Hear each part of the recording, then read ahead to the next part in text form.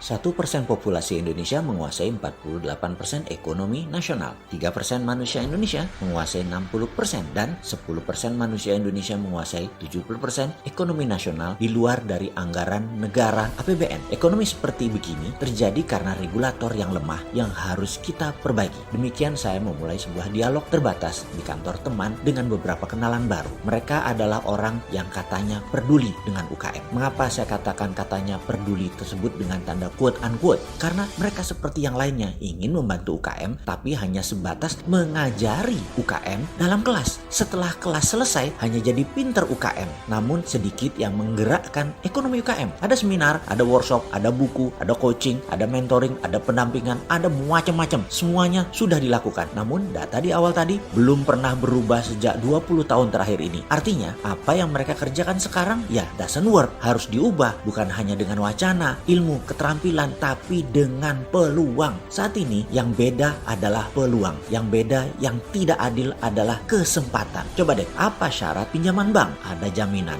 Apakah semua pengusaha punya jaminan? Apakah UKM punya jaminan? Pertanyaan berikutnya, apakah syarat IPO di bursa saham? Omsetnya harus di atas 50 miliar setahun atau kapitalisasinya harus besar. UKM bisakah melantai di bursa IDX? Pakai fintech?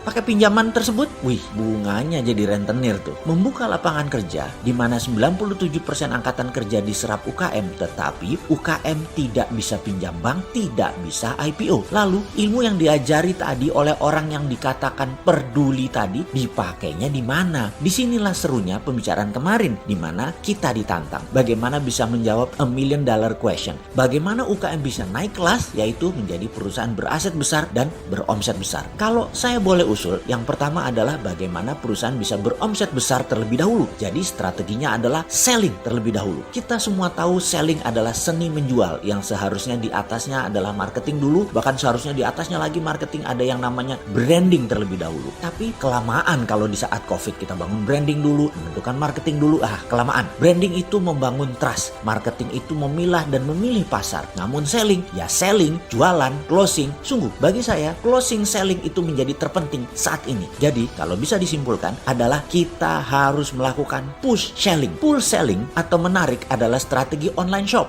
Berjualan menggunakan sosmed seperti IG atau FB. Marketplace seperti Tokopedia, Bukalapak, Shopee itu semua besar biaya iklannya. Karena membuat orang kita tarik datang ke landing page kita, datang ke lapak kita. Di masa daya beli pilih-pilih seperti saat ini, karena kontraksi ekonomi resesi dunia, maka pull selling kurang agresif. Narik itu kurang agresif. Kita harus nyerang. Menyerang itu apa? Namanya push selling. Kita datangi sosmed orang, kita sambangi email orang, WA orang, Telegram grup, apapun kita infokan. Kita serbu dengan berbagai tools. Oke, ada yang perlu contoh push selling lebih rinci nggak? Oke, kita jelaskan, kita sederhanakan. Kita ikuti cerita ini. Beberapa saat yang lalu ada pertanyaan dilontarkan ke saya. Bisa jelaskan apa itu dinaran, Pak? Pertanyaan datang dari seorang yang baru dikenalkan oleh mitra bisnis saya. Saya pun menjawab begini. Dinaran adalah GoPay plus Genius plus debit card plus underlying emas. Oh gitu, sistem pembayaran toh. Saya pikir dinaran itu seperti beli emas di Pegadaian, hanya lebih liquid karena berbasis teknologi digital. Oh bukan Pak, dinaran adalah aplikasi alat bayar multi channel. Saat ini kita luncurkan dinaran emas seperti tadi yang saya jelaskan. Nanti akhir Oktober 2020 ini ada dinaran dolar, di mana underlying dana Anda bisa memilih dolar sekarang. Ke depan bukan hanya emas underlyingnya, tapi bisa pilih dengan dolar. Di akun yang lain tentunya, Anda boleh punya 2 akun di dinaran. Satu dinaran emas, satunya dinaran dolar. Jadi penjelasan lengkapnya dinaran dolar adalah GoPay plus Genius plus debit card plus underlying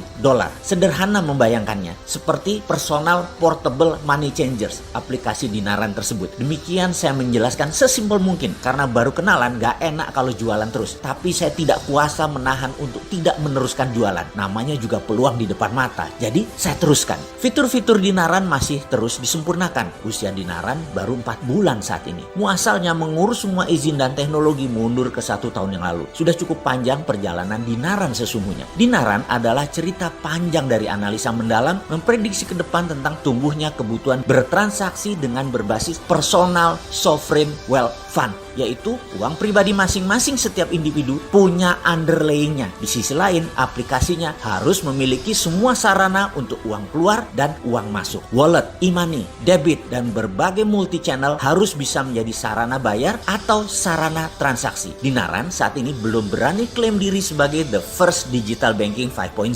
yaitu banking from non-bank. Belum, Dinaran masih bayi, baru 150.000 member dan nasabah yang terdaftar 4 bulan ini. Masih banyak fitur-fitur yang belum selesai dan terus disempurnakan. Kami optimis dalam beberapa tahun ke depan, Dinaran akan diperhitungkan di kancah internasional. Semua ini sangat bergantung kepada Anda sahabat semua yang percaya dengan kekuatan nasional yang bisa menjadikan Indonesia pemain kelas dunia. Sahabat, terima kasih atas kepercayaan dan dukungan terhadap Dinaran. Bagi sahabat yang ingin bergabung dan mendaftar, bisa download aplikasi di App Store atau transaksi langsung di web dinaran.id. Demikian contoh sederhana push selling. Semoga bermanfaat.